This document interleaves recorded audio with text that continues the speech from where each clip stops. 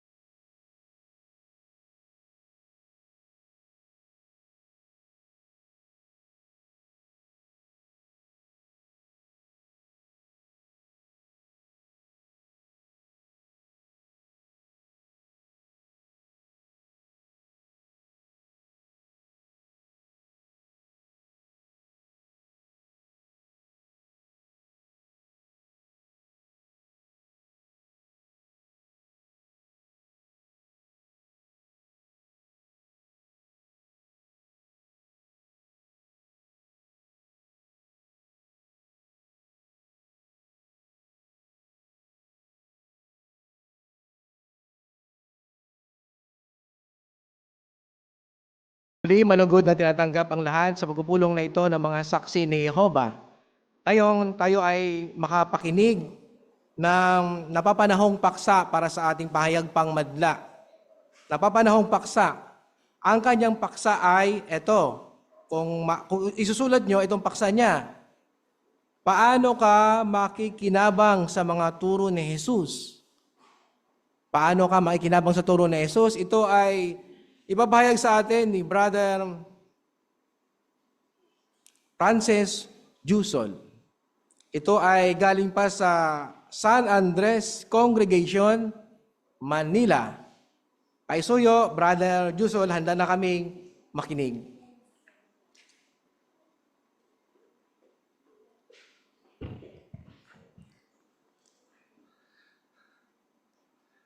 Gusto nyo ba maging tunay na maligaya ngayon pa lang kahit punong-puno tayo ng problema?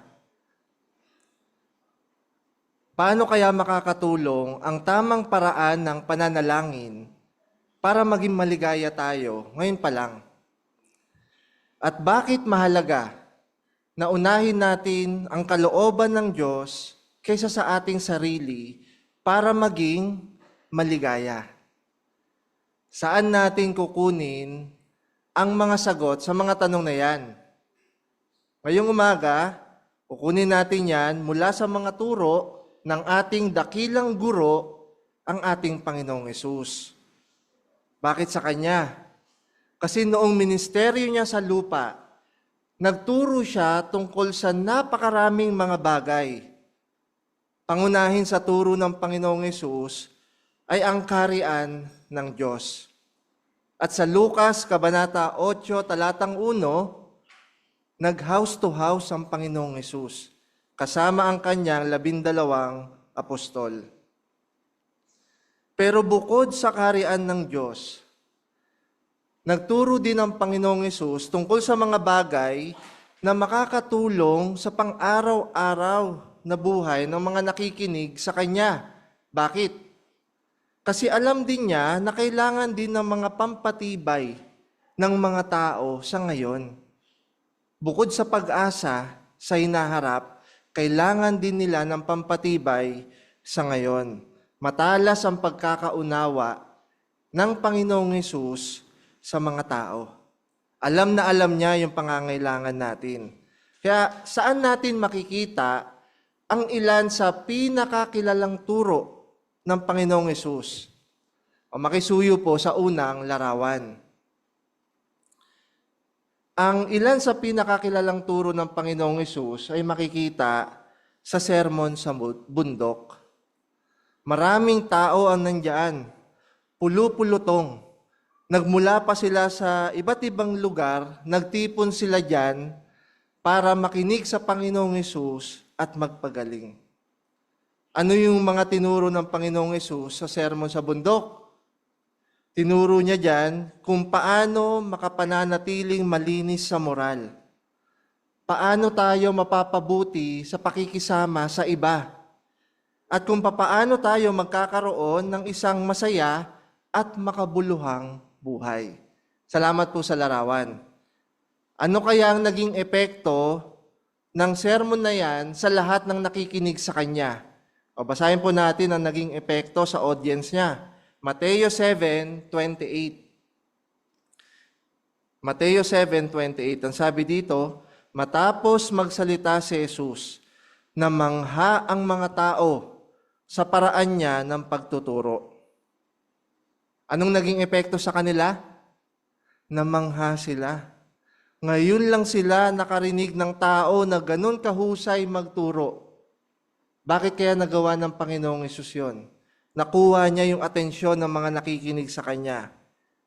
Dahil hindi nga siya sumipi sa anumang mga oral na tradisyon ng tao habang nagtuturo. Hindi rin siya sumipi o nag-quote mula sa isang kilalang Hudyong rabbi. Anong ginamit niyang puwersa? Bakit namangha yung mga tao? Paulit-ulit siyang sumipi sa Hebreyong kasulatan. Ginamit niyang puwersa ang salita ng kanyang ama o ang Biblia. Kaya ang mga payo ng Panginoong Hesus sa sermong ito ay nag-udyok sa mga tao na mag-isip. Kasi diretso ito sa punto. Wala po itong komplikadong mga ideya. Kaya ang sermon sa bundok ay isang napakagandang halimbawa ng walang katulad na karunungan na masusumpungan sa mga turo ng Panginoong Hesus. Saan ba natin mababasa ang sermon na yan? Mababasa natin yan sa Mateo Kabanata 5, talatang 3, hanggang Kabanatang 7, talatang 27. Kung bibigkasin mo yan, mga 20 minutes, tapos mo na yung sermon sa bundok. Maikli lang. Pero yung knowledge, yung karunungan na nakapaloob sa sermon na iyan, ay napakahaba. Ano pat umaabot ito sa panahon natin sa ngayon. Ngayon naman, ngayong umaga, suriin natin yung 3 paksa mula sa sermon na iyan. Paano tayo magiging tunay na maligaya? Sinimulan ng Panginoong Hesus yung sermon niya sa isang pahayag na nagustuhan ng mga nakikinig sa Kanya. Paano tayo magiging maligaya? Basahin natin yan sa Mateo, Kabanata 5, talatang 3. Mateo 5:3. Sabi po dito, maligaya ang mga nakauunawa na kailangan nila ang Diyos. Dahil mapapasa kanila ang kaharian ng langit. Paano daw tayo magiging tunay na maligaya? Anong binanggit ng Panginoong Hesus? Material na bagay ba? Sabi, nakauunawa na kailangan nila ang Diyos. Iyan ang pinakamahalagang bagay na gustong ituro ng Panginoong Hesus para maging tunay na maligaya tayo. Sa Study Bible, ano naman itong palaisip sa espiritual? Makikita natin dyan na ito yung literal na namamalimos ng Espiritu. Anong ibig sabihin nun? Halimbawa, likas sa atin na magutom tayo mga tao. Maya-maya, mga 12 or 11, baka magutom na tayo. Anong gagawin natin? Dahil nauunawaan natin na kailangan natin kumain. para mabuhay. Siyempre, sasapatan natin yung gutom natin. Kasi alam natin, ito ang magbibigay ng lakas sa atin sa araw na ito. Sa katulad na paraan, alam din ng Panginoong Hesus na likas sa atin, mangailangan tayo sa spiritual. Paano yun? Paano ba tayo nagugutom sa spiritual? Alam ng Panginoong Hesus na may mga tanong na bumabangon sa isipan natin. Katulad ng, bakit tayo naririto? Bakit napakaraming mga nagdurusa? Nasaan na kaya ang mga mahal ko sa buhay na yumao na? Yan yung pagkagutom natin sa espiritual. Kaya anong gagawin natin? Kailangan natin sapatan yan. Maunawaan na kailangan natin sapatan ang pagkagutom sa espiritual. Paano natin matutugunan ang ating pagkagutom sa espiritual? Sa diwa ng awit 1, verse 1 hanggang 3, una, kailangan natin basahin ang salita ng Diyos. Tuwing kailan?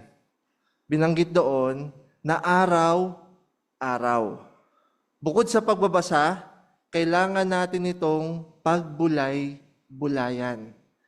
Kailangan natin pag-aralan ito, pati yung salig Bibliang mga publikasyon. At ikatlo, kailangan nating isabuhay ito.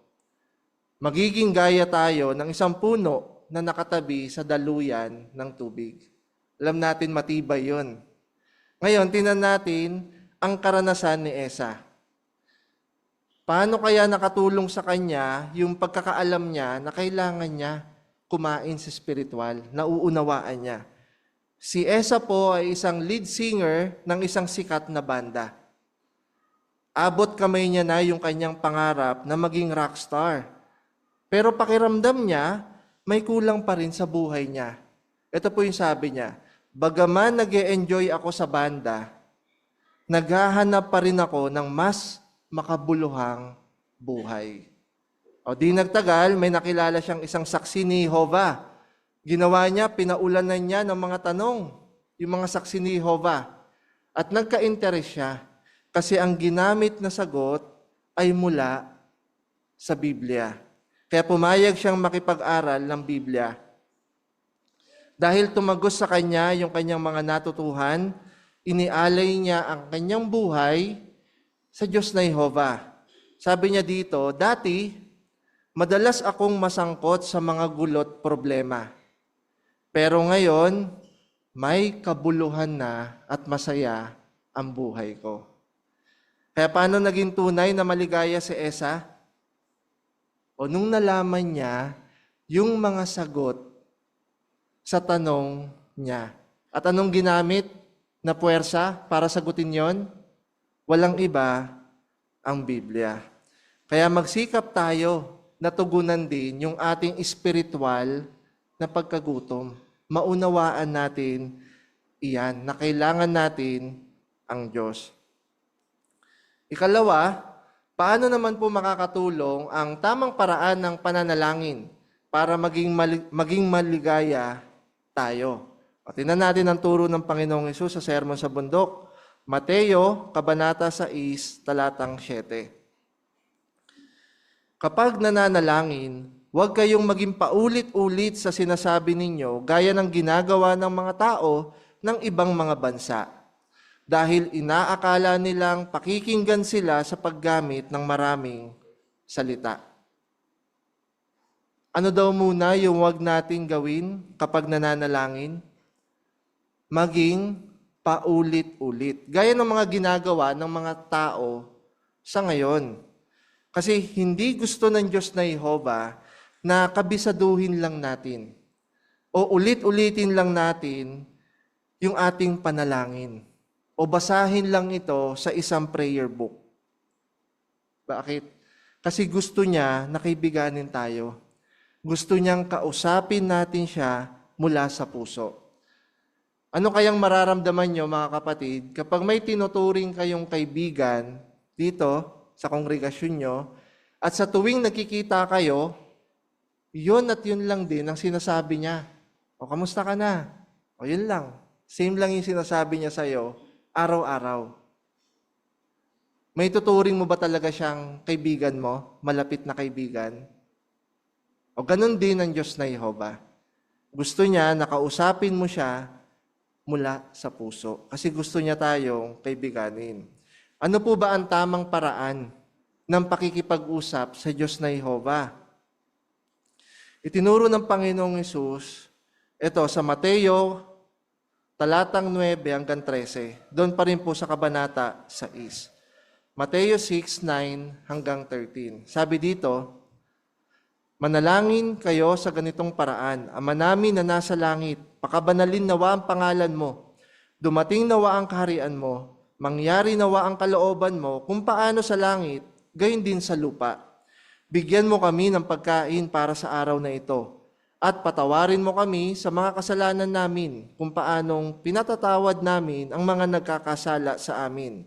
At huwag mo kaming hayaang mahulog sa tukso, kundi iligtas mo kami mula sa isa na masama. Alam ko, pamilyar kayo dito sa model prayer, no, na itinuro ng Panginoong Hesus.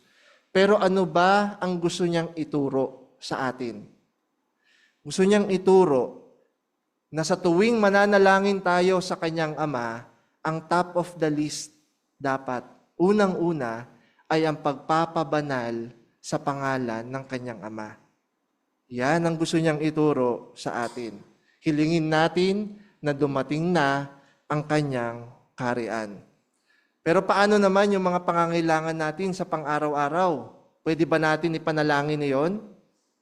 Oo. Ano mang hilingin natin ayon sa kalooban ng Diyos na Jehova, pakikinggan niya yan. Kaya, kung tama ang paraan po natin ng pananalangin, makakatiyak tayo na pakikinggan ng Diyos na Jehova ito, katulad ng binanggit ng Panginoong Hesus. At kung hindi nasasagot ng Diyos na Jehova yung panalangin natin, kahit paulit-ulit na natin itong ginagawa, tinuruan tayo ng Panginoong Hesus na huwag sumuko. Sa diwa ng Mateo 7:7, patuloy na humingi at bibigyan niya kayo. Ngayon, tinanaman natin ang karanasan ni Brother Ernest Lodi. Paano sinagot ni Jehova yung kanyang pananalangin para maging maligaya? Si Brother Lodi ay lumaki sa kanyang lolo't lola. Sila lang yung nag-alaga sa kanya nung bata pa siya dahil araw at gabing nagtatrabaho yung mga magulang niya para makabili sila ng disenteng bahay. O sa wakas, natupad na yung pangarap ng magulang niya. Meron na silang sariling bahay. Magkasama na silang tatlo. Sabi niya, makakapiling ko na rin sila. Ang saya-saya ko. Pero makalipas lang po ang 6 na buwan, naglaho yung saya ni Brother Lodi. Bakit? Kasi namatay yung tatay niya dahil sa cancer. Binanggit niya dito na lumong-lumo ako, nananalangin ako araw-araw. Diyos ko, nagmakaawa akong iligtas niyo si tatay. Kailangan ko siya. Bakit hindi niyo sinasagot yung mga panalangin ko?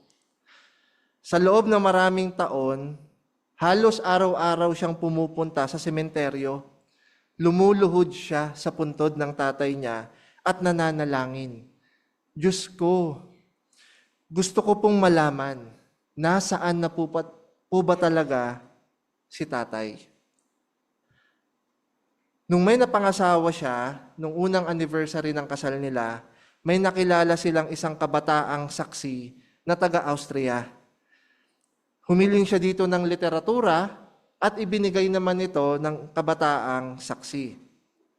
Dahil sabik na sabik siyang matuto, tinanggap niya yung pag-aaral sa Biblia na inalok ng kabataang saksi. At 2 beses siyang nag-aaral sa Biblia sa 1 linggo na umaabot ng 4 na oras. So kung isa kang pioneer, kay Brother Lodi pa lang, kokota na tayo, no? 8 hours na sa kanya pa lang. Sabi niya dito, sa wakas, nahanap ko na ang sagot sa mga tanong na matagal nang gumugulo sa isip ko. Sabi niya dito, nanalangin ako ng 17 years para malaman ko nasaan na ba talaga si tatay. Hanggang ngayon, nananalangin pa rin siya 39 years after. Pero iba na yung laman ng pananalangin niya. Ito na yung binabanggit niya. Salamat po, mahal kong Ama sa langit, dahil sinagot ninyo ang mga panalangin ko. Kaya dahil tama ang paraan ng pananalangin ni Brother Lodi, taimtim, mula sa puso at paulit-ulit, tinulungan siya nito na maging maligaya kahit nakaranas pa siya ng matinding problema. Ngayon naman, sa ikatlong turo ng Panginoong Hesus sa Sermon sa Bundok, bakit mahalaga na unahin natin yung kalooban ng Diyos na Jehovah kaysa sa ating sarili para maging maligaya po tayo? Basahin natin ang ulat sa Mateo 7:21. Mateo 7:21. Sabi po dito, hindi lahat ng nagsasabi sa akin, Panginoon, Panginoon, ay papasok sa kaharian ng langit, kundi ang gumagawa lang ng kalooban ng aking Ama na nasa langit. Kaya bakit mahalaga na unahin natin ang kalooban ng Diyos na Jehovah? Kasi binanggit dito na papasok sa kaharian ng langit. O makukuha po natin yung pagsang-ayon ng Diyos na Jehovah. Para mas maintindihan natin, halimbawa, sa mga ulo ng pamilya, normal lang po sa atin na gusto nating ilaan sa pamilya natin yung mga pangangailangan nila tulad ng pagkain, ng damit, at tirahan. Normal yan sa mga head of the family. Pero hindi ito laging madali sa ngayon. Bakit? Kasi nasa may hirap na kalagayan na tayo. May pahirap na ng pahirap ang buhay sa ngayon. Ito yung sinabi ng ilang mga kapatid na head of the family. Yung iba, nawalan sila ng trabaho. Yung iba naman, kahit ginawa na nila ang lahat, hindi pa rin sila makahanap ng trabaho. Yung iba naman, merong nahanap, pero tinanggihan nila yung trabaho kasi hindi ito angkop para sa mga Kristiyano. Ngayon, paano mo ikakapit ito na uunahin mo ang Diyos na Jehovah kaysa sa iyong sarili? Anong Bible principle yung naisip po ninyo? Makikita rin natin yan sa Mateo Kabanata 6, talatang 33. Ngayon, paano ka magdidesisyon batay sa Bible principle na to kung head of the family ka? Siyempre, magiging pangunahin sa buhay mo o priority sa family mo ang pag-una sa kaharian ng Diyos. At nagtitiwala ka sa Diyos na Jehovah bilang Ama din natin na ipoprovide din niya yung pangangailangan ng pamilya mo. Kaya para makuha natin yung pagsang-ayon ng Diyos, dapat tayo laging magdesisyon batay sa matuwid na pamantayan ng Diyos na Jehovah na makikita po natin walang iba kundi sa Biblia. Ano ba ang ilang pamantayan ng Diyos na Jehovah na binanggit sa Sermon sa Bundok? Kinote ng Panginoong Hesus sa Mateo 7:12. Kung anong gusto mong gawin sa iyo ng iyong kapwa, iyon din ang gawin mo sa kanya. Mateo 6:24, 31 at 32. Huwag mong gawing pinakamahalagang bagay sa buhay mo ang material na mga pag-aari. At sa Mateo 5:27 hanggang 32, igalang natin ang pamantayan ng Diyos na Jehovah tungkol sa sex at sa pag-aasawa. At marami pa yan kung babasahin natin ang sermon sa bundok. Ngayon, tinan naman po natin ang karanasan ni Brother Christoph Bauer. Paano niya binago ang buhay niya, inuna niya ang Diyos para maging maligaya siya ngayon. Si Brother Bauer ay nakatira sa East Germany. Sa edad na 14, pinag-aral siya ng mga magulang niya sa isang boarding school sa Germany. At dahil nasa Timog Amerika, yung mga magulang niya, walang nag-alaga sa kanya. Sarili lang niya ang nag-alaga sa kanya. Kaya nasanay siya na hindi umaasa sa iba. At sa pagtungtong ng 18, patuloy na siyang bumukod. At nung bumukod siya, sumama siya sa mga kabataan na naglalayag para tawirin nila yung karagatang Atlantiko. Naglingkod po siya ng 15 months sa hukbong pandagat ng Germany. At pagkatapos nun, pagkababa niya doon, may nakilala siyang isang saksi ni Jehovah. Nagsimula siyang mag-aral ng Biblia. Sinabi niya, sa simula, parang wala naman siyang kailangan masyadong baguhin sa buhay niya. Kasal naman siya. At inihinto na rin niya yung kanyang bisyo, yung kanyang paninigarilyo. Pero sabi niya, kailangan ko talagang magbago, lalo na sa aking personalidad. Sabi niya kasi dito, dahil masyado akong mayabang at mapagsarili. Bilib na bilib lang ako sa sarili ko at sa mga kakayahan ko. Sarili ko lang lagi ang iniisip ko. Kaya habang nag-aaral po siya ng Bible, nalaman niya na lahat pala ay may spiritual na pangangailangan at na may mga kailangan na baguhin sa ating sarili. Kaya nang maglaon, nagpabautismo siya kasama yung asawa niya. At hanggang ngayon, patuloy na binabago niya yung kanyang pangit na personalidad para mapasaya si Jehovah. Sabi niya dito, dati hindi ako sigurado sa mga desisyon ko sa buhay. Pero ngayon, nasumpungan ko na ang karunungan na gagabay sa akin. Kaya nagkaroon na ngayon ng layunin at naging masaya na ang buhay ni Brother Lodi. Kaya anong matututuhan natin sa kanya? Kay Brother Bauer, mas pinili niyang pasayahin ang Diyos na Jehovah sa pamamagitan ng pagbabago ng kanyang pangit na personalidad. Sinunod niya ang pamantayan ng Biblia. Ginamit niya itong salamin para magawa ito. At ang resulta, naging masaya ang buhay pampamilya niya. Kaya talagang lagi tayong makikinabang kapag magfo-focus tayo sa Diyos na Jehovah at sa kanyang mga pamantayan sa halip na gawin yung mga gusto lang po nating gawin. Kaya, ang tanong sa atin ngayon, mga kapatid, paano natin may sasabuhay ang mga turo ng Panginoong Hesus? Kaya ba talaga natin may sabuhay ito, itong mga pinag-aralan natin? O, tinapos ng Panginoong Hesus ang kanyang sermon sa bundok sa pagsasabi sa atin ng mga dapat po nating gawin para may sabuhay natin ito. Mababasa natin yan sa Mateo, Kabanata 7, talatang 24 at 27. Mateo 7:24 hanggang 27. Kung gayon, ang lahat ng nakaririnig sa sinasabi ko at sumusunod dito ay gaya ng isang matalinong tao na nagtayo ng bahay niya sa ibabaw ng malaking bato.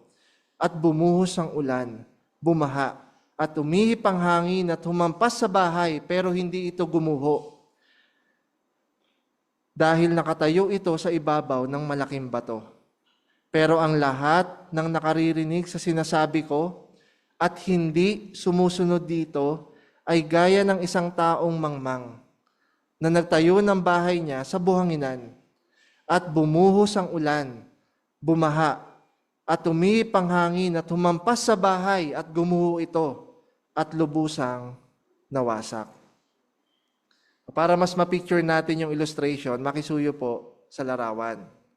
Yan. Sa ilustrasyon na yan, may dalawang lalaki na naguhukay para itayo yung kanilang bahay. Yung isa, tinatayo na niya yung bahay niya sa buhanginan, yung sa bandang likod. Yung isa naman, patuloy na naghuhukay hanggang maabot niya yung batong bahagi ng lupa. Anong tinuturo sa atin ng ilustrasyon na iyan? Hindi niya itinuturo dyan yung ginagawa na nagtatayo ng bahay.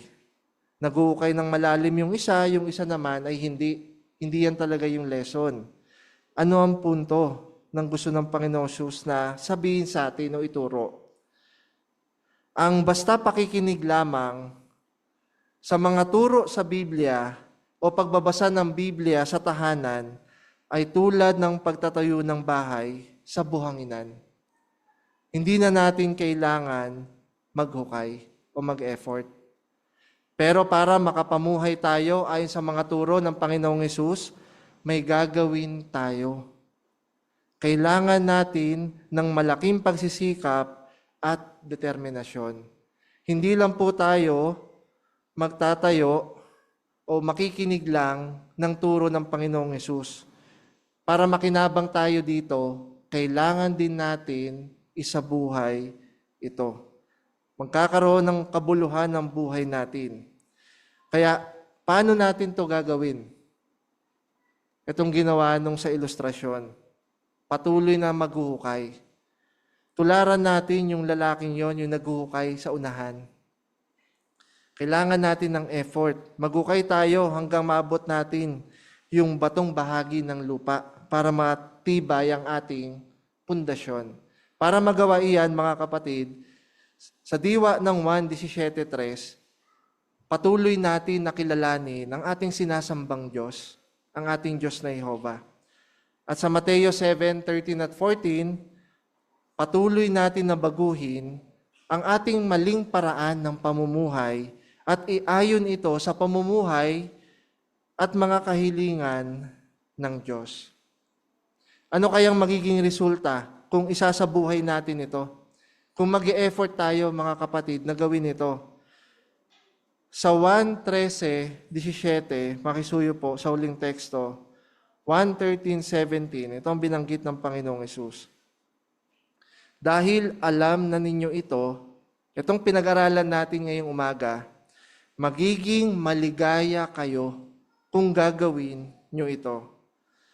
Idiniin ng Panginoong Hesus na ang pagsasabuhay ng kanyang mga turo ay magdudulot sa atin ng tunay na mga pagpapala at kaligayahan ngayon pa lang. Magandang umaga po.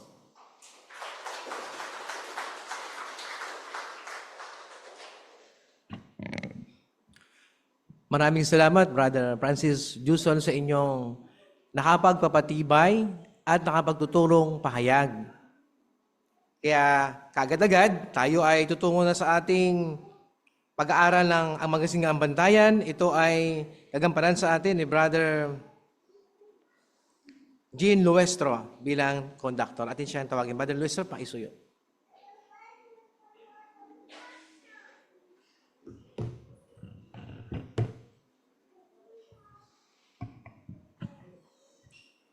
Malugod na tinatanggap ang lahat sa ating pangalawang pagpupulong. Ito ay ang pag-aaral sa isang artikulo sa Magasing Bantayan. Bilang simula, ating awitin ang song number 31, Lumakad na kasama ng ating Diyos, ay sa Mika 6:8.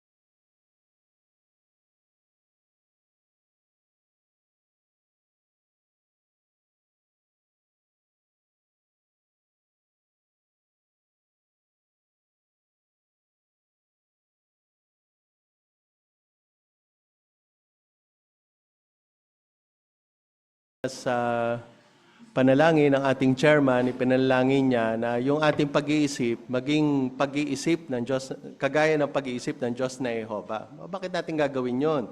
Ito mismo yung ating tatalakayin sa ating artikulo number 10. Tularan kung paano mag-isip si Jehovah at si Jesus. Ang susing teksto ay sa 1 Pedro 4:1. Dahil si Kristo ay nagdusa sa laman, magkaroon kayo ng ganun ding kaisipan. Kaya ang focus o matutunan natin kung paano natuto si Apostol Pedro sa paraan ng pag-iisip ni Jesus at kung paano rin natin iyan magagawa.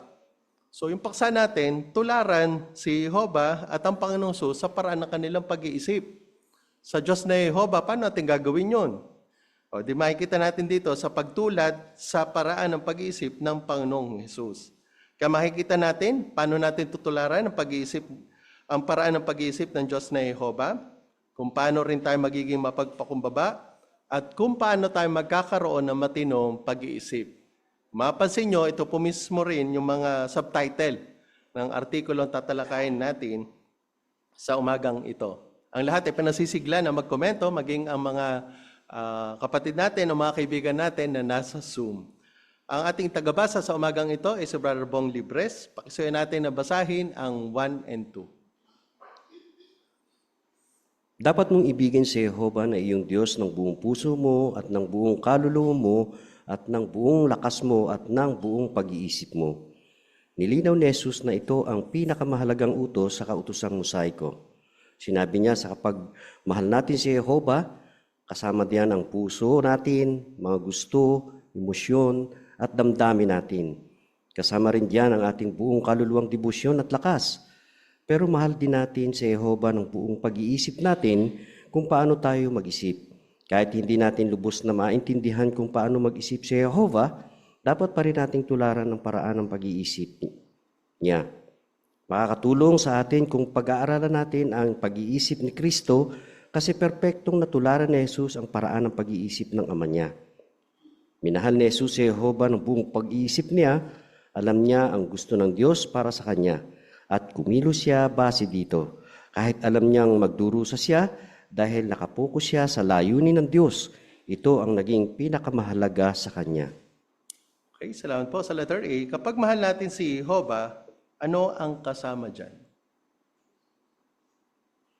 Si Brother Shane Calso. Kapag mahal natin si Jehovah, kasama ang ating whole soul, devotion, and strength. Kaya kasama dito kung paano tayo mag-isip. Dapat natin tularan ang pag-iisip ni Jehovah po. Ayan, salamat. Okay. Meron Brother de Los Angeles. Kasama rin po dito yung mga gusto natin, emosyon at yung damdamin. Okay, salamat po. Regarding sa pag-iisip, kasi yun ang nakabold. Ano ibig sabihin nun?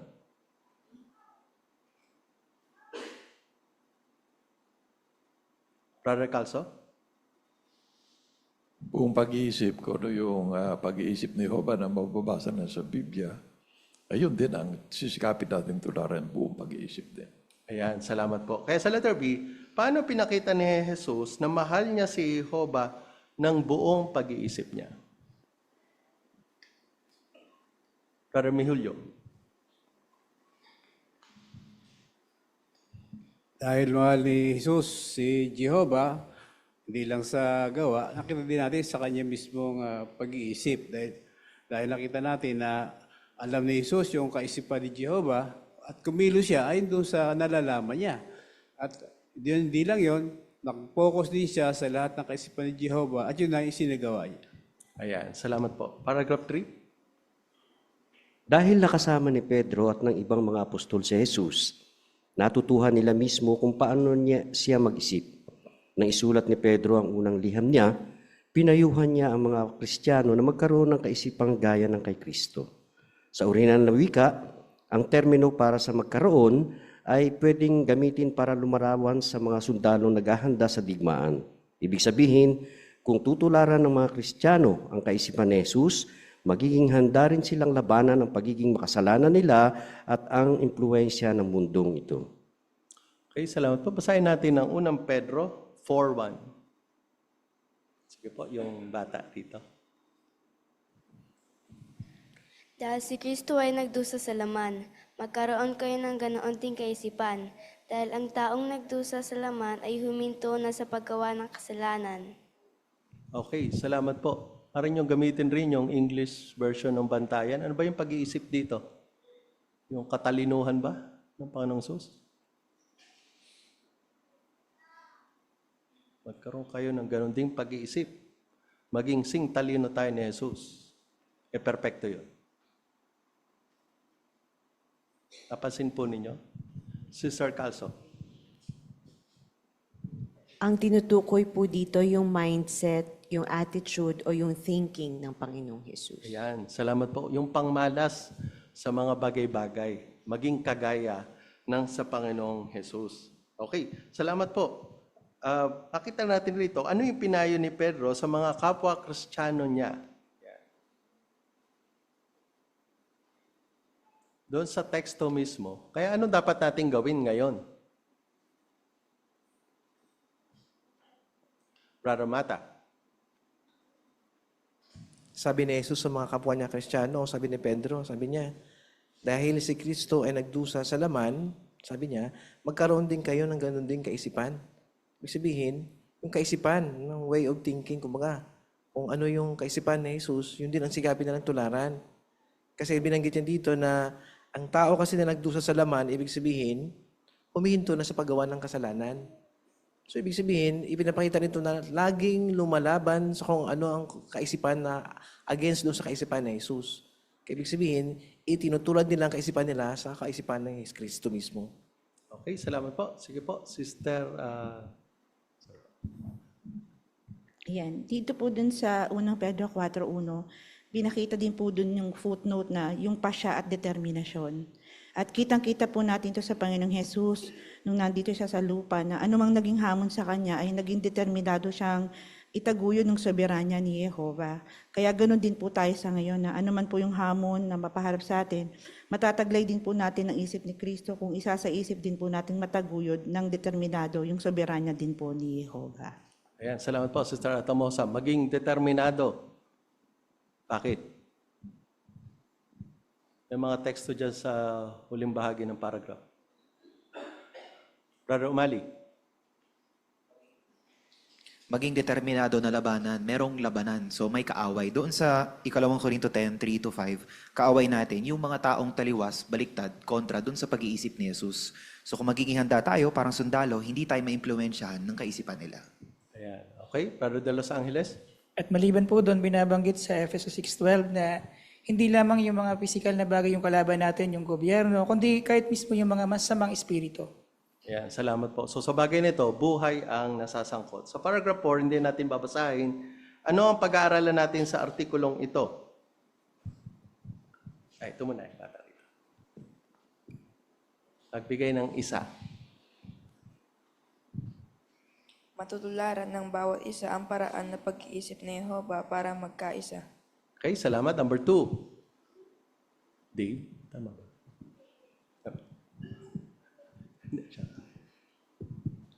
Magiging mapagpakumbaba. Okay, number 3. Sige po, yung bata sa likod. Magkakaroon ng matinong pag-iisip sa tulong ng panalangin. Ayan, salamat. So talakayin natin yung number 1, matularan ang paraan ng pag-iisip ng Diyos na Jehovah. Dito tayo sa unang subtopic, tularan kung paano mag-isip si Jehovah, paragraph 5. May pagkakataon na hindi natularan ni Pedro ang pag-iisip ni Jehovah.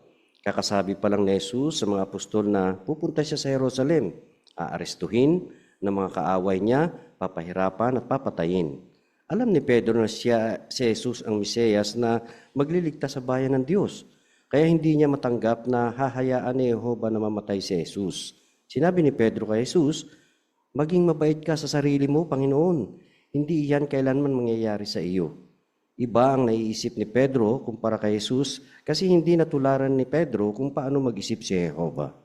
Okay, salamat po. Sa anong pagkakataon hindi natularan ni Pedro ang pag-iisip ni Jehovah? Ano po yung instance dito? Sister Barce.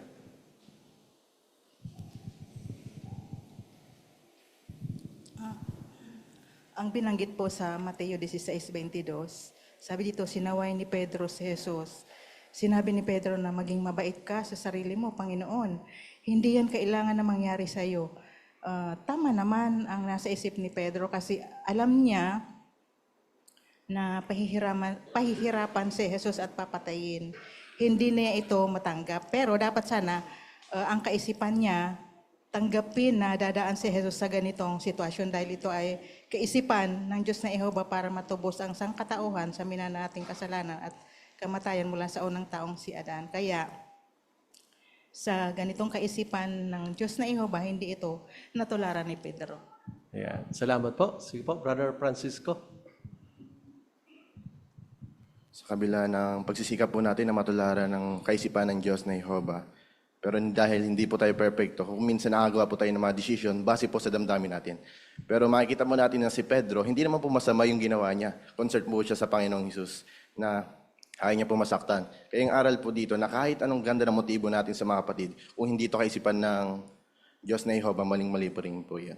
Ayan. Salamat. So tingnan natin ngayon, paragraph 6. Kung parehong mag-isip si Jesus at si Jehova, sinabi ni Jesus kay Pedro, diyan ka sa likuran ko, Satanas. Hinahadlagan mo ako sa dapat kong gawin dahil hindi kaisipan ng Diyos ang iniisip mo, kundi kaisipan ng tao. Alam ni Jesus na para magawa ang kalooban ni Jehova, dapat siyang magdusa at mamatay. Kaya hindi niya pinakinggan si Pedro kahit maganda naman ang intensyon nito. Natutuhan dito ni Pedro na dapat niyang tularan kung paano mag-isip si Jehova at iyan din ang dapat nating gawin. Okay, salamat po. Paano pinakita ni Jesus na natularan niya ang pag-iisip ni Jehova? So, Panginoong Jesus muna, no? Hindi pa si Pedro. Paano pinakita ng Panginoong Jesus? Sa instance na yon, maging mabait ka sa sarili mo, Panginoon. Sige po, Brother Balmonte. Pwede naman po sanang sang-ayunan ni Jesus yung suggestion ni Pedro na oo nga naman, bakit di ako maging mabait sa sarili ko? Pwede naman sa ibang pagkakataon ko na lang isakripisyo yung sarili ko. Pero this time po, inisip ni Jesus kung ano ba yung kalooban ng Ama. Kaya yun po yung ginawa niya, sinakripisyo niya po yung buhay niya dahil yun po yung gusto ng Ama na tulungan din yung mga tao na maligtas din po. Okay, salamat. Sister Quiñones. Naipakita po ni Jesus na natularan niya yung pag-iisip ng kanyang ama na si Jehovah sa pamamagitan ng paninindigan sa pagsabi kay Pedro na kailangan ko itong gawin. Kailangan ko magdusa. Kahit mahirap ang sitwasyon, nahaharapin niya, matino ang kanyang pag-iisip, na malinaw ito sa kanyang isip na kailangan niyang gawin yung kalooban ni Jehovah.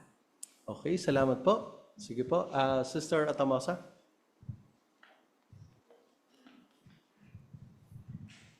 At gaya po na pinakita dun sa marginal reference po ng Mateo 16:23, nang binanggit po ng Panginoon na lumagay ka sa likuran ko, nang sinaway niya ng matindi ni Jesus si Pedro, hindi niya po hinayaan na may anumang humadlang sa pagtupad ng kalooban ng kanyang ama.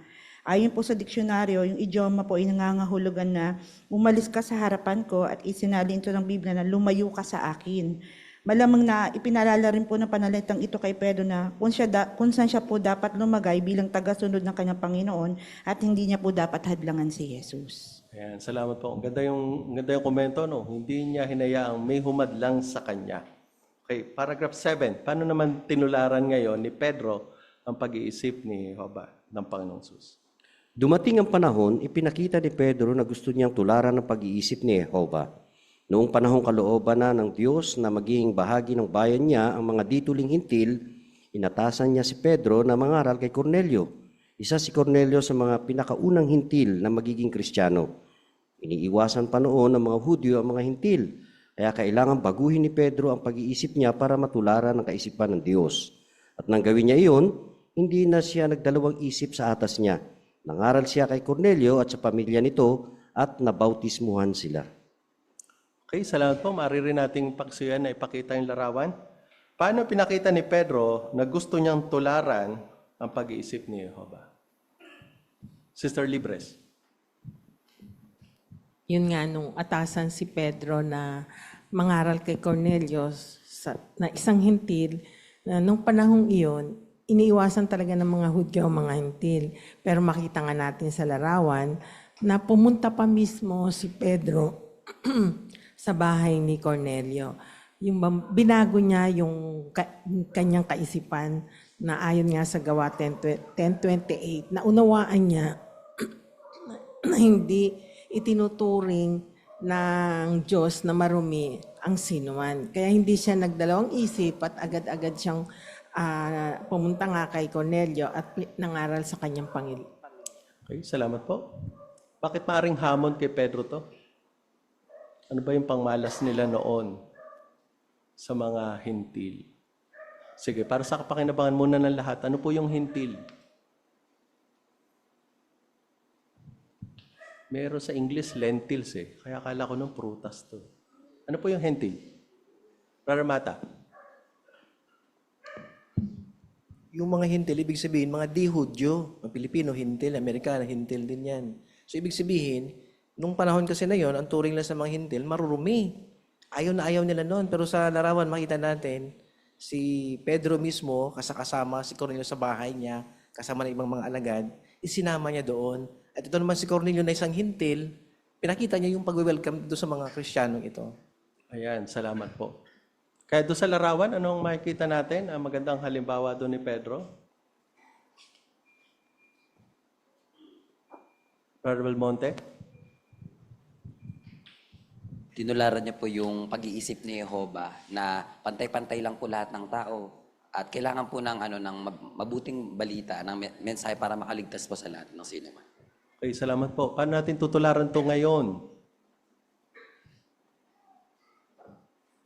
Lalo na pag nangangaral tayo. Brother Barce.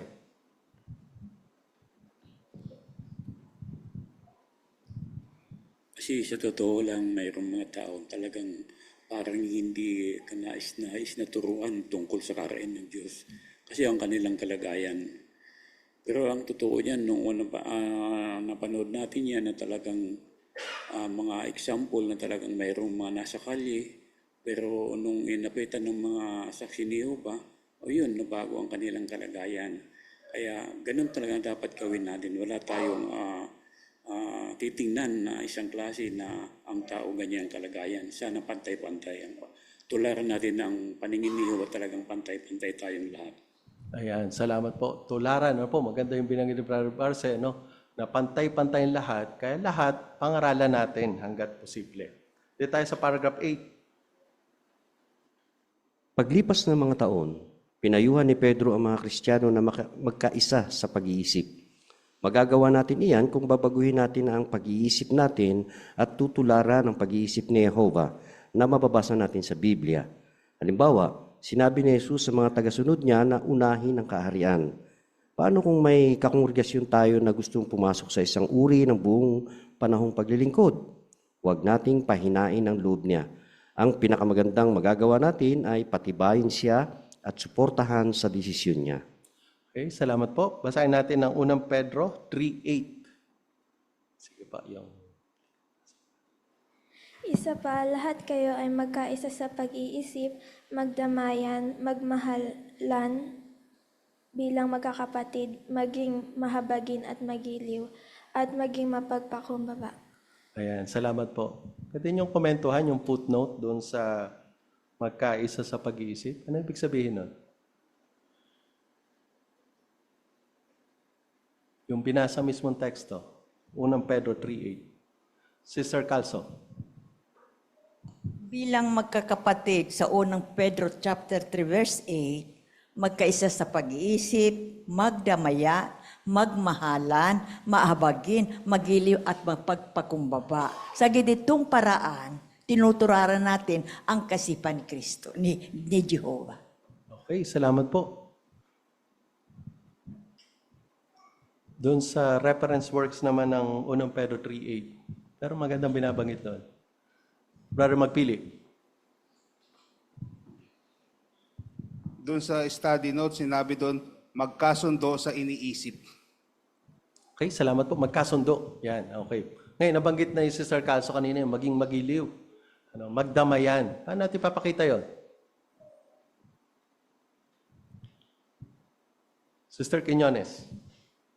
Sinabi dito sa paragraph na paano daw kung may kakongregasyon tayo na gustong pumasok sa isang uri ng buong panahong paglilingkod.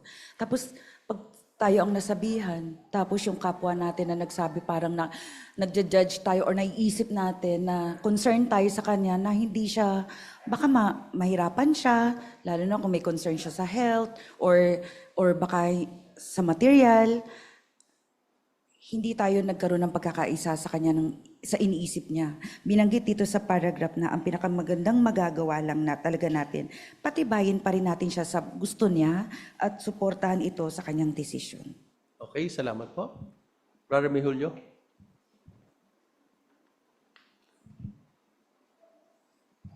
Para magkaisa tayo sa kaisipan, merong isa kasing utos eh. Ang utos ay unahin yung kaharian.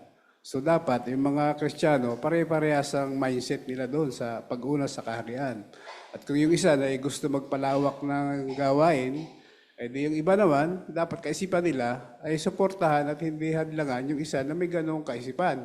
Saka lang natin masasabi na mayroon tayong unity ng mindset. Okay, salamat. Tama po yun, unahin natin, yan naman talaga dapat ang goal natin. Sa paano parang pa natin papakita yung ating pagkakaisa sa kaisipan? Brother Umali.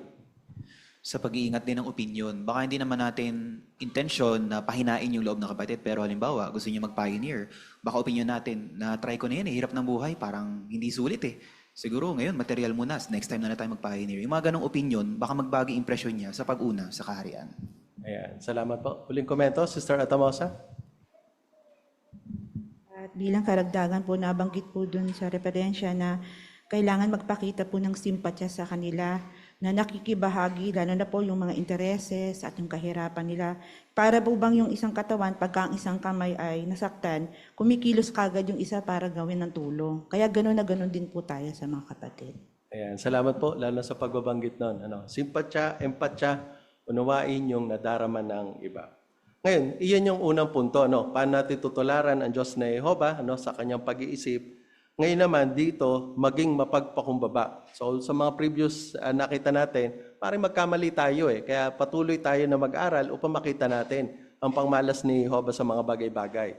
Ang pangalawa naman, maging mapagpakumbaba. Paragraphs 9 and 10. Noong gabi bago mamatay si Jesus, itinuro niya kay Pedro at sa iba pang mga apostol kung paano magiging mapagpakumbaba. Inutusan noon ni Jesus sina Pedro at Juan na maghanda para sa huling hapunan nila bago siya mamatay. Malamang na tiniyak din nila na may palanggana at tuwalya para sa paghuhugas ng mga paa. Pero sino kaya ang gagawa ng mababang atas na ito at ng paghuhugas ng mga paa ng iba? Ipinakita ni Jesus na napaka mapagpakumbaba niya. Hindi siya nag-alangang gawin ang atas na iyon at nagulat ang mga apostol kasi gawain iyon ng isang alipin. Inubad ni Jesus ang balabal niya at nagtali ng tuwalya sa baywang, naglagay ng tubig sa palanggana at hinugasan ang paa ng mga apostol. Posibleng matagal din bago natapos si Jesus sa paghuhugas ng mga paa ng 12 apostol.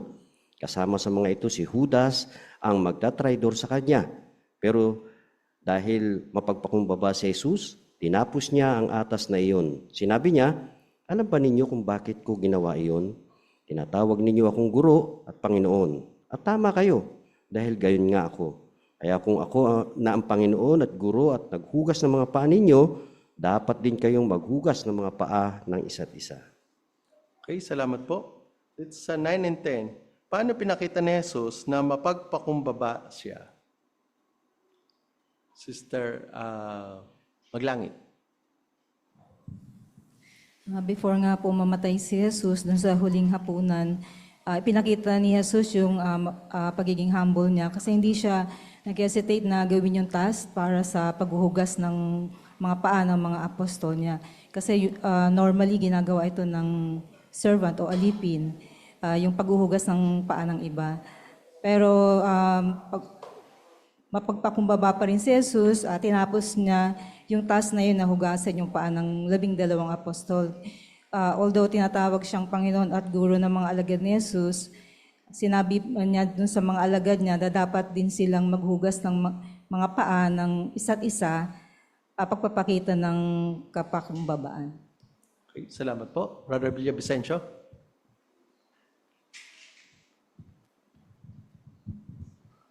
pwede namang iutos ni Jesus sa isang apostol na gawin yon. Pwede sabihin niya kay Santiago, hugasan mo nga yung paa ni Pedro. Pero sa gayong paraan, baka hindi tumatak doon yung magandang halimbawa ng ating Panginoong Jesus. Kaya siya mismo, na kahit siya ay anak ng Diyos, hinugasan niya yung paa ng mga apostol. Talagang ipinakita niya yung kanyang kapakumbabaan. Okay, salamat po. Sister Hirutani. Sinabi rin dito na hindi siya nag-alangan. Yung feelings na talagang willing siya na nagugas ng paa ng mga apostol niya. Dito tinuturo niya na dapat yung mga tagasunod niya mapagpakumbaba, maglingkod din sa mga kapatid nila. Hindi lang para mailaan ang pangangailangan ng mga ito sa physical, kundi pati sa spiritual. Okay, salamat. Pinanggit kasi, baka nag-alangan siya. Mahirap ba magugas ng paa ng iba?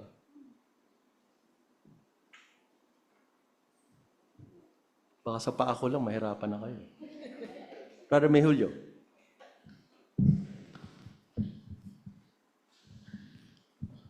Kung wala kang pagkukusa at kapakumbabaan, mahirap gawin yung hugasan mo yung paa ng kayong mga alagad. At pansin din natin na hindi naman talaga siya dapat gagawa nun eh. Kasi ang ugali talaga kung sino yung may bahay, yung host, yun ang magagawa nun. Palibasa, hindi naman nila bahay yung pinuntahan nila. Nag-voluntary siya na gawin yun. At papansinin natin, sabi ito, tinapos niya yung 12. Pwede namang 6 lang hugasan niya. Okay na yun. May naituro na rin siya.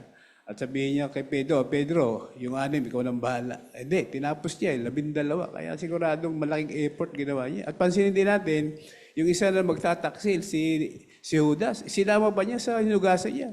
Pwede naman niya sabihin, Judas, huwag ka na kasi alam ko may gagawin kang mali sa akin, hindi na kita hugasan. Pero hindi ganun eh. Pinakita niya talaga yung lubusang kapakumbaba. Okay. So, mahirap kasi 12 yan eh. Ano pa?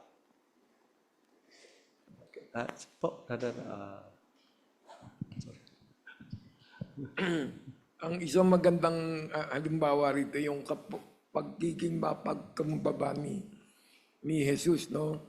Yung isinek niya yung sample ng good leader.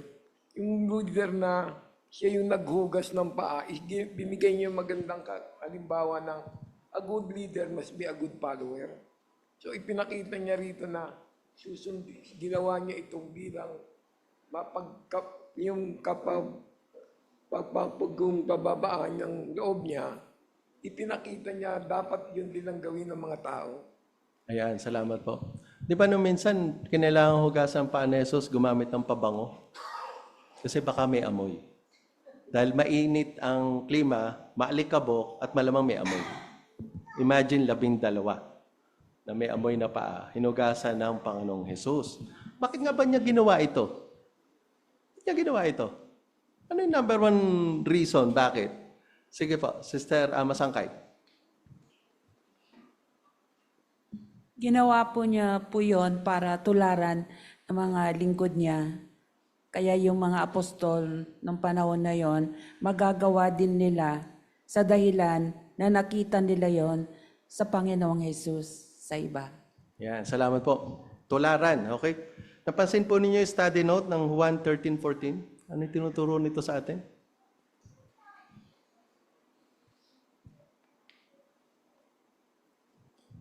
So, hindi naman po ako magpapahugas ng paa sa inyo mamaya, ano? Pero may tinuturo ang Panginoong Jesus. Sister Maglangit.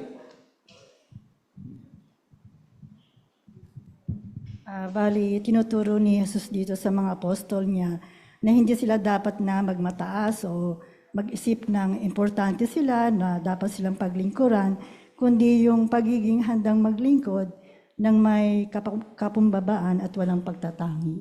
Alright, salamat po. Maganda yung komento, ano? Handang maglingkod ng may kapakumbabaan. Paragraph 11. Pedro sa kapakumbabaan ni Jesus.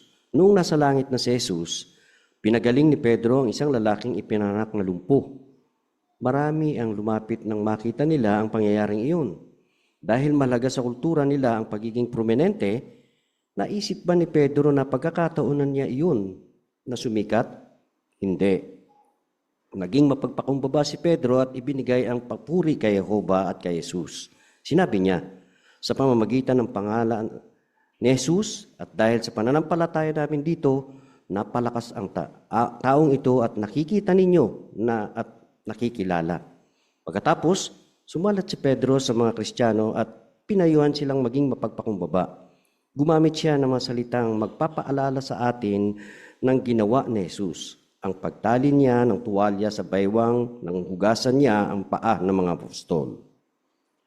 Okay, salamat po. Paano pinakita ni Pedro na natutuhan na niyang maging mapagpakumbaba? Ano muna yung instance dito? Na kung saan, nagpakita siya ng kapakumbabaan. Sige po, Sister.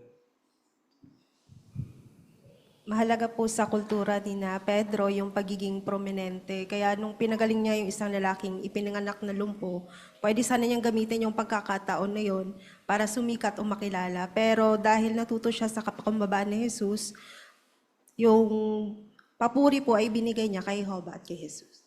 Ayan, salamat po. Ano nga bang nangyari dito? Sige po, Brother Mihulio. Ito kasi pinapakita talaga yung tunay na kapakumbabaan, hindi lang sa gawa. Kasi kung titignan natin yung ating kasama sa kapakumbabaan, yung mga iniisip natin.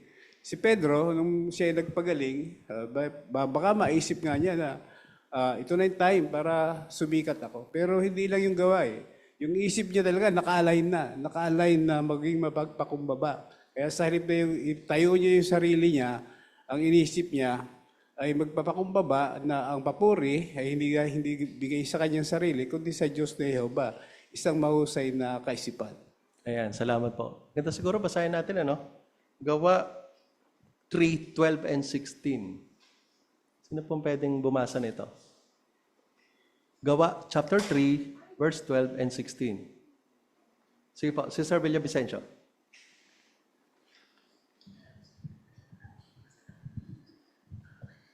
Nang makita ito ni Pedro, sinabi niya, "Mga Israelita, bakit kayo namamangha rito? At bakit kayo nakatitig sa amin na para bang napakalakad namin siya dahil sa sarili naming kapangyarihan o makadiyos na debosyon? Niluwalhati ng Diyos ang ating mga ninunong sina Abraham, Isaac at Jacob, ang lingkod niyang si Jesus, na pinapaaresto ninyo at itinakwil sa harap ni Pilato. Kahit pa nagdesisyon itong palayain siya.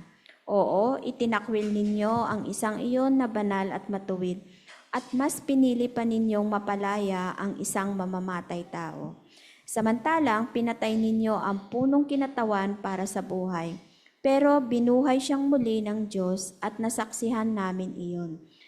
At sa pamamagitan ng pangalan niya at dahil sa pananampalataya namin dito, napalakas ang taong ito na nakikita ninyo at nakikilala. Ang pananampalatayang taglay namin dahil sa kanya ang lubusan nagpagaling sa taong ito sa harap ninyong lahat." Ayan, salamat po. Pakita rin natin yung larawan, Suyo, sa larawan. Kaya sa pagkakataong to, gaya rin nung nabasa natin, lalo na sa verse 16, paano nagpakita ng kapakumbabaan si Pedro?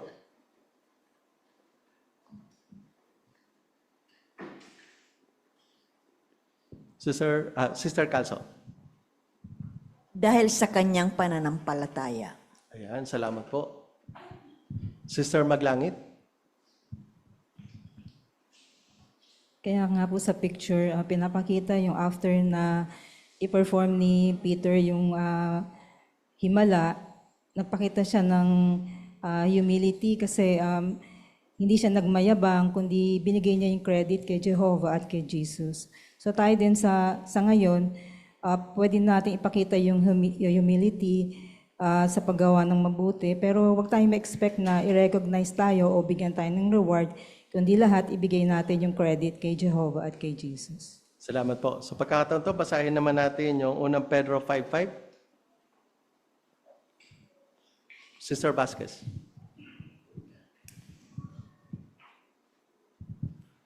Sa katulad na paraan, kayong mga nakakabatang lalaki Magpasakop kayo sa matatandang lalaki. Pero lahat kayo ay magbihis ng kapakumbabaan sa pakikitungo sa isa't isa.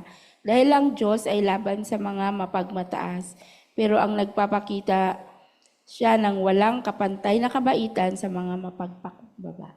Ayan, salamat po. Actually, yung discussion no, nandun sa paragraph 12. Paragraph 12 tayo. 12 po, 12. Ba si Pedro at matutularan natin siya. Tandaan na hindi lang ang mga sinasabi natin ang kasama sa tunay na kapakumbabaan. Nang gamitin ni Pedro ang salitang kapakumbabaan, kasama rito ang mga iniisip natin.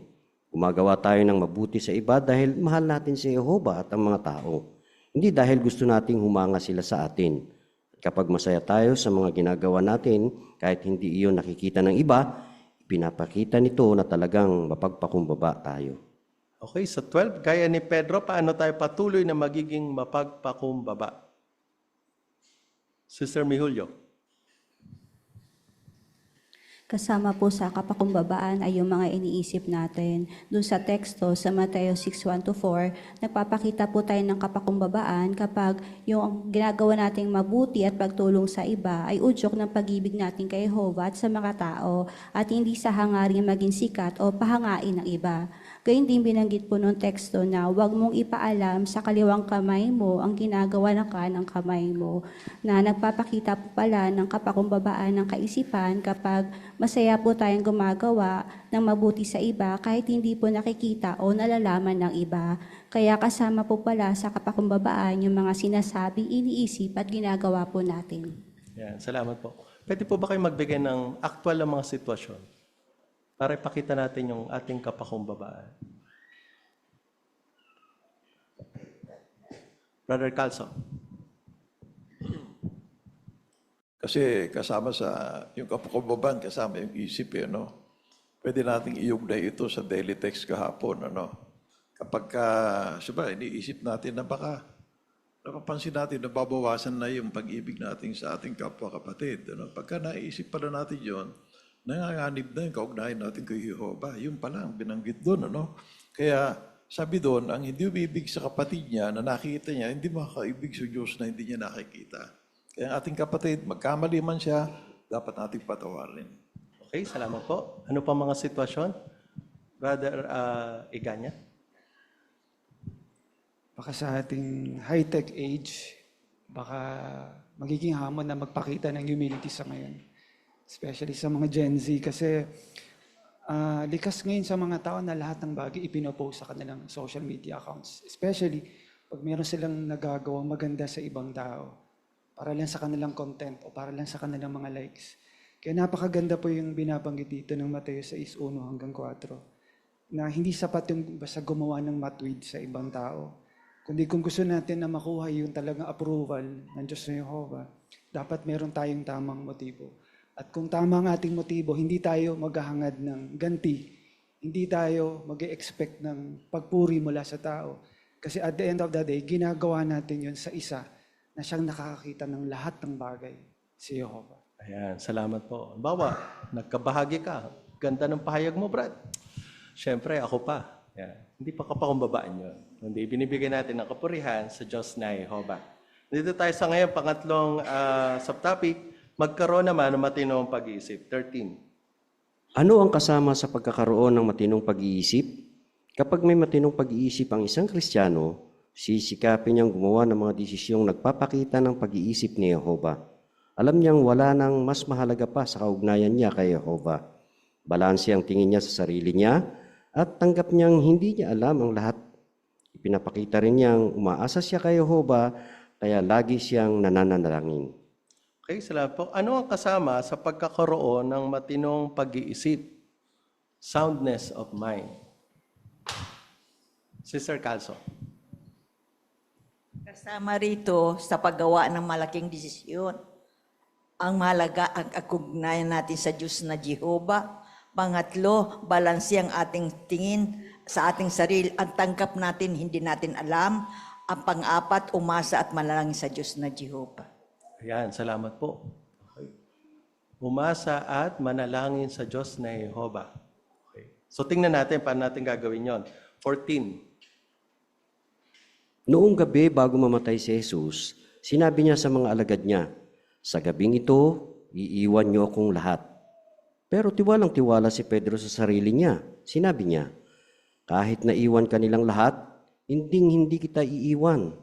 Nang gabi ring iyon, pinayuhan ni Jesus ang ilang alagad, "Patuloy kayong magbantay at manalangin." Pero hindi ginawa ni Pedro ang sinabi ni Jesus, kaya ikinaila niya siya. Kung sinunod lang sana niya ang payong iyon, baka nagkalakas loob siyang aminin na alagad siya ni Jesus. Talagang pinagsisihan ni Pedro ang nagawa niya. Okay, salamat po. Sa anong pagkakataon, hindi na ipakita ni Pedro na umasa siya kay Jehovah? Sa ano pong pagkakataon? Ano nga ba nangyari dito? Inugasan na yung paa niya. Tapos ano pang ginawa ni Pedro?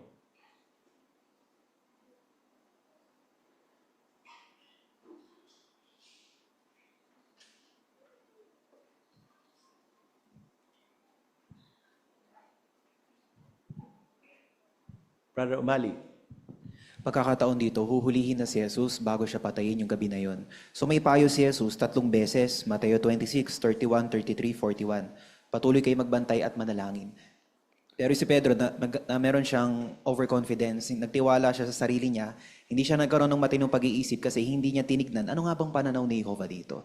So dahil doon, kinaila niya si Jesus. Sabi nga doon sa isang pahayag, takot siya dahil sa mga babaeng sumisita sa kanya. Ayan, salamat po. Okay. So, hindi siya nanalangin. Tingnan naman natin kung anong ginawa naman kabaliktaran ng Panginoong Hesus. Paragraph 15. Talagang umasa si Jesus kay Jehovah. Kahit perpekto si Jesus, paulit-ulit siyang nanalangin sa ama niya. Dahil diyan, nagkaroon siya ng lakas ng loob para gawin ang kalooban ni Jehovah para sa kanya. Alam ni Pedro na ilang beses nanalangin si Jesus ng gabing iyon at siguradong hindi niya iyon nakalimutan. Paano napanatili ni Jesus ang matinong pag-iisip nung gabi bago siya mamatay?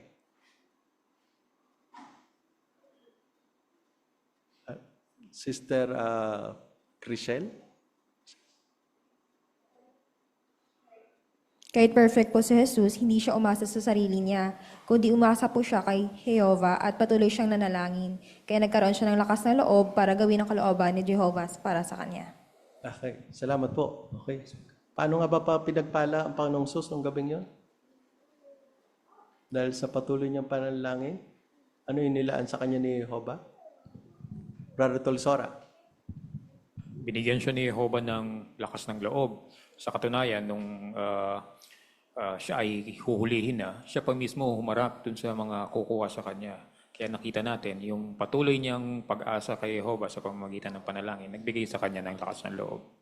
Ayan, salamat po. Kaya nabigyan siya ngayon ng lakas ng loob. Siyempre pa si Pedro, natuto naman mula rito. Sa paragraph 16 tayo. Dumating ang panahon na mas umasa na si Pedro kay Jehovah. Pagkatapos buhayin muli si Jesus, inatasan niya si Pedro at ang ibang apostol na mangaral at sinabi niya sa kanila na tatanggap sila ng banal na espiritu. Pero bago mangyari iyon, sinabi ni Jesus na maghintay muna sila sa Jerusalem. Ano ang ginawa ni Pedro habang naghihintay? Paulit-ulit na nanalangin si Pedro at ang iba pang Kristiyano. Sa unang liham din niya, pinayuhan ni Pedro ang mga kapatid na magkaroon ng matinong pag-iisip at laging manalangin. Natutuhanan ni Pedro na magtiwala kay Jehovah at isa siyang haligi ng kongregasyon. Okay, nice nating basahin muna ang unang Pedro 4:7. Si Kukoy. Pero ang wakas ng lahat ng bagay ay malapit na, kaya magkaroon kayo ng matinong pag-iisip at maging laging handang manalangin. Okay, salamat po. So nakita natin doon sa teksto, para magkaroon ng matinong pag-iisip, laging manalangin. At si Pedro ang sumulat nito. Kaya tanong, paano pinakita ni Pedro na nagkaroon na siya ng matinong pag-iisip? Ano na yung ginagawa niya lagi? Sister Barce?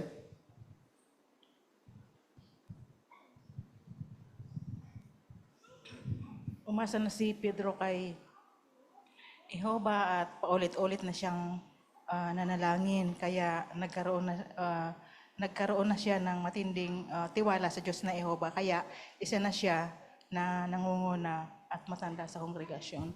Ayan, okay. Salamat po. Kaya lagi na siyang nananalangin, ano? Sige po, Brother Calso.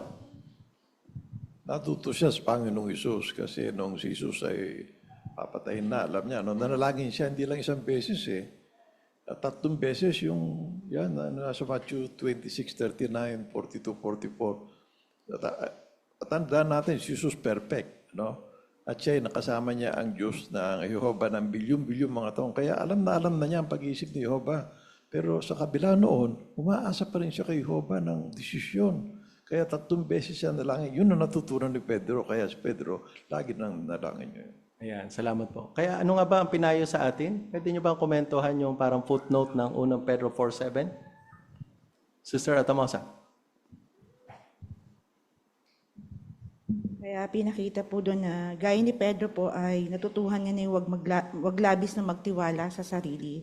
At nakatulong din sa kanya yung pananalangin na mapagtagumpayan yung kahinaan na yan. Sa katunayan, siya po mismo yung nagpayo na maging mapagpuyat may kinalaman sa mga pananalangin.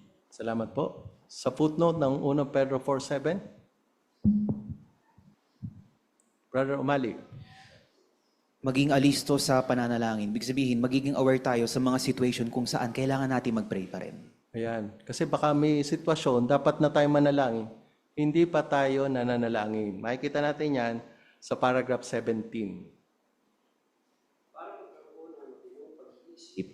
Dapat na madalas tayong manalangin.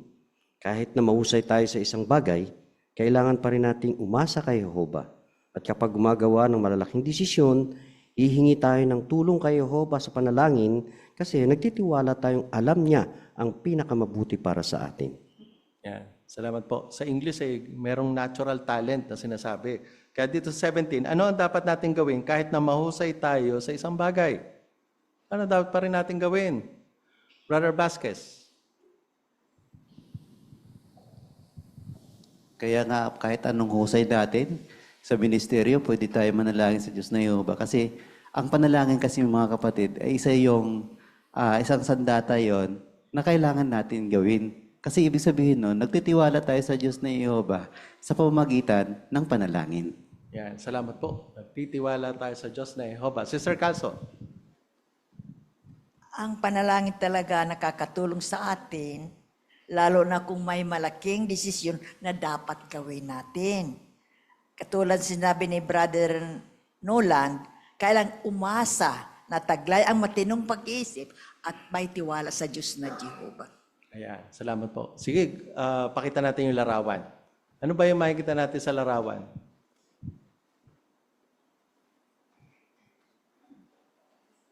Ano po yung example dito ng pananalangin? Sige po, Sister MJ. Yung isang sister na habang hinihintay niya kung yung tawag niya sa pag-interview, nanalangin muna siya. Okay. Bakit kailangan manalangin para sa job interview? Diyos na Jehova, sana po hindi ko makalimutan yung English ko. Hindi naman, di ba?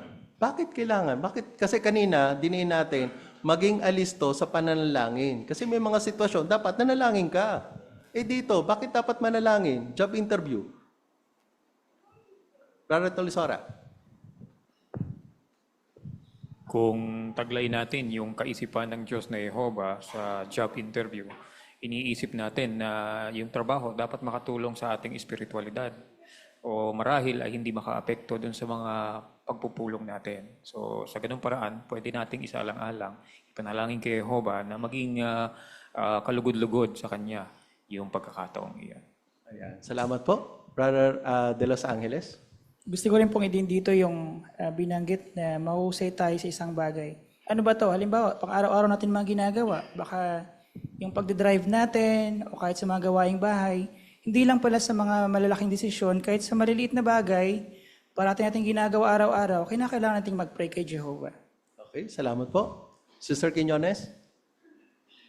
Minanggit kasi sa paragraph na kaya tayo nananalangin, lalo na pag may job interview like this, ay dahil alam natin na si Jehovah, alam natin na natitiwala tayo na si Jehovah ang nakakaalam ng pinakamabuti para sa atin. Baka doon, confident siya na siya ang mahusay doon sa kasama niya sa i-interviewin.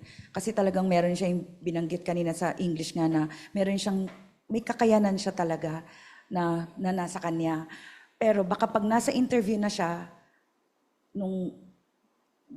habang ini-interview na siya, baka malagay siya sa alanganin na kung hindi siya magtitiwala kay Jehovah, ay baka kumagat siya sa pain or alok na makakasagabal naman ito sa paglilingkuran niya kay Jehovah. Imbes na nakatulong yung trabahong ito, yung offer na simple lang sana at baka dahil sa galing niya, ma-offeran siya ng mas higher pa doon at mas magandang opportunity, baka mawala siya sa katinuan ng pag-iisip. Yan. Salamat po. So, maging alisto, maging alamin natin mga sitwasyon, dapat tayo manalangin. Dito, dapat manalangin isa kasi baka nga naman bigyan siya ng work schedule na makaka-apekto sa kanyang pagdalo. Di sa panalangin, magkakaroon siya ng lakas ng loob na ipakipag-usap agad iyon sa job interview pa lang. Ngayon, kung talagang totoong spiritually minded yung sister, dito lang kaya siya nanalangin? O malamang nanalangin pa siya o pinanalangin niya yung job interview? Kailan? Brother Calso, Jay. Siyempre, hindi lang dun sa araw na in-interview siya or dun sa mismo sa opisina na i-interviewin siya. Prior to that, or ilang linggo pa lang, nananalangin na siya, taimtim, na sana maitawid niya na maayos yung sa interview na yon, na ano pat na hindi niya maiiwan yung pananagutan niya bilang isang saksi at maitawid niya dun sa interview yung katotohanan na gusto niyang magtrabaho na hindi siya maiipit dun sa mga pagpupulong. Yan. Salamat po sa pagbanggit yan. Paano kung hindi ko talaga alam kung kailan ako mananalangin? Anong pwede kong gawin? Medyo mahina ako doon. May mga sitwasyon, dapat nanalangin ako eh. Hindi ko na ipanalangin yon. Anong dapat kong gawin? Okay. Kapag may kahinaan tayo, anong gagawin natin doon? Brother Umali? Kung hindi natin alam kung kailan mananalangin, manalangin pa rin tayo. Kasi kung hindi tayo magpe-pray, umaasa tayo sa sarili natin.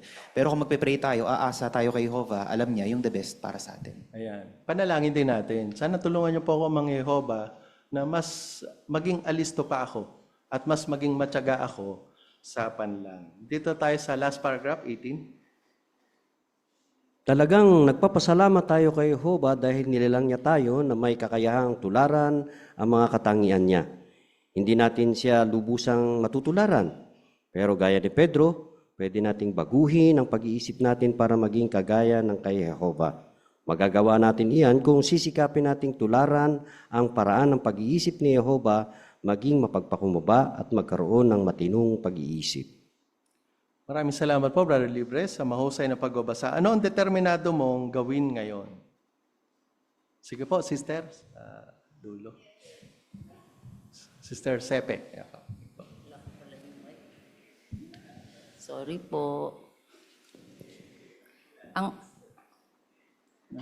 masikap na matutularan ang paraan ng pag-iisip ni Jehovah, maging mapagkumbaba at magkaroon ng matinong pag-iisip po. Ayan, salamat po. Natandaan nyo kanina yung experience sa pahayag, no? Kailangan talagang pagsisikap. Hindi ito one night lang. Kailangan maging determinado tayo, ikapit at tularan ang pag-iisip ni Jehovah. Bilang repaso, paano natin magagawang matularan ang paraan ng pag-iisip ni Jehovah? Sister Eganya?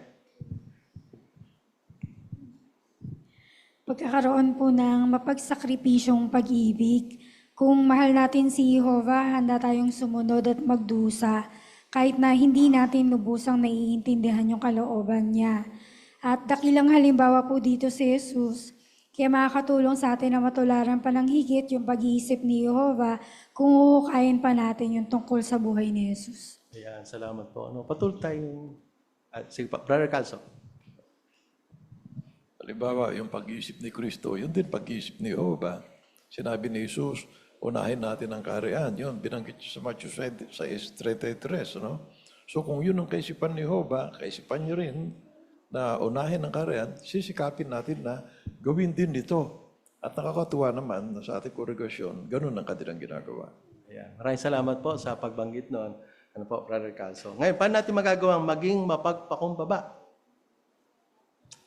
Sister O'Malley. Kung paano nga ang tinularan ni Jesus yung kapakumbabaan ng Diyos na Yehova, yung kaisipan ng Diyos na Yehova, kahit na siya ay guro at Panginoon, ay siya ay naglingkod pa nga sa kanyang mga alagad. Ibig sabihin, hindi siya nagmataas. So tayo tinuturuan din na huwag magmataas. Ganon din, kung meron tayong mga nagagawang mga kabutihan, yung credit, ibigay natin sa Diyos na Yehova. Ayan. Salamat po. Sister Barce? Yung paulit-ulit na ginagawa natin na nagsusumamo tayo sa Diyos na Yehova sa pamamagitan ng panalangin na idinudulog natin ang lahat na desisyon natin, pagpapakita ito na talagang nagpapakumbaba tayo. Ayan. Salamat po. Brother Libres. At isa pa, ang pagpapakita ng pagpakumbaba ay aminin natin na hindi rin natin alam lahat. Hindi natin alam lahat. Kaya kailangan ay umasa tayo kay Jehovah dahil siya lang ang nakakaalam ng lahat. Ayan. Salamat po. Okay. Sa huling tanong, paano natin magagawang magkaroon ng matinong pag-iisip? Sister Mihulio. Kapag gagawa tayo ng mga malaking desisyon, isaalang-alang natin ang kaisipan ni Jehovah at hihingi tayo ng tulong sa Kanya sa pamamagitan ng panalangin dahil nagtitiwala tayo sa Kanya na alam niya ang pinakamabuti para sa atin. Okay, salamat po. May nais pa na magkomento? Naglaan tayo ng sapat na panahon para sa repaso, mga kapatid. Sister Atimosa. Yung ganun din po yung maging timbang sa pananaw sa lahat ng bagay mula po sa pakikitungo, kaugnayan sa iba, sa pamilya, ministeryo, at maging balanse sa diwa po na laging umaasa po sa bigay na karunungan ng Diyos na Yehova. Ayan, salamat po. No, maging timbang sa pangmala. Sige po, panghuling komento na, Brother Umali. Gusto kong balikan yung footnote sa paragraph 13 tungkol sa matinong pag-iisip. Maganda pala yung matinong pag-iisip, natutulungan tayo na hindi masyadong masaktan, sabi doon sa reference. Halimbawa, doon sa interview, nagpe-pray tayo, sana hindi humadlang. Hindi tayo natanggap o kaya nireject natin kasi humahadlang sa spiritual or sa mga pulong natin. So dahil matinong pag-iisip natin, hindi tayo masyadong magdadamdam kay Jehovah, dahil nag-pray tayo kaya natin nireject. Naiayon natin yung pananaw natin sa pananaw niya. Ayan, salamat po. Kaya sa umagang to, nakita natin ang kabaitan ng Diyos na Jehovah, no? Yan, nasa langit siya, talagang siya ang pinakamapangyarihan sa lahat. Pero ninais niya na yung pag-iisip niya, matularan natin somehow kahit na mga disakdal tayo. At nilaan niya yon sa pamamagitan ng ang kanyang salita at ang Panginoong Hesus na isinugo niya rito upang magbigay sa atin ng halimbawa na pwede nating tularan. Gaya ng naidiin sa atin, kahit ng pahayag kanina, pagsisikap yun kasi mga disakdal tayo eh. Hindi to one night lang na magiging matutularan na agad natin. Ang punto, gaya ng diniin sa paragraph 18, maging determinado natin na patuloy ang pagsikapan na matularan ang pag-iisip ng Diyos na Jehovah at ng Panginoong Hesus. Tama-tama ang ating awit, pangsarang awit, ay magpapakitang pagpapahalaga natin sa Diyos na Jehovah. Ating awitin ang song number 30, Aking Kaibigan, Diyos at Ama, ayon sa Hebreo 6:10.